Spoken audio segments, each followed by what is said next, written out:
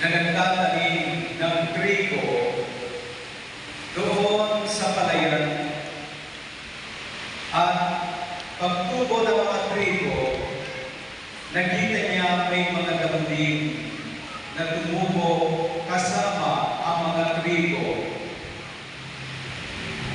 Kaya lang, gustong-gusto niya perfect ang kanyang palayan o ang kanyang taniman ng trigo. Kaya inisa-isa niyang binunot itong mga damo. At nung makita siya, dahil hindi siya ihasa, sinubukan lang niyang trigo, itong ihasang nagtatanim ng trigo na pansin niya, nilapitan niya, kaibigan kanya, bakit mo binubunot ang mga yan? Hindi mo napapansin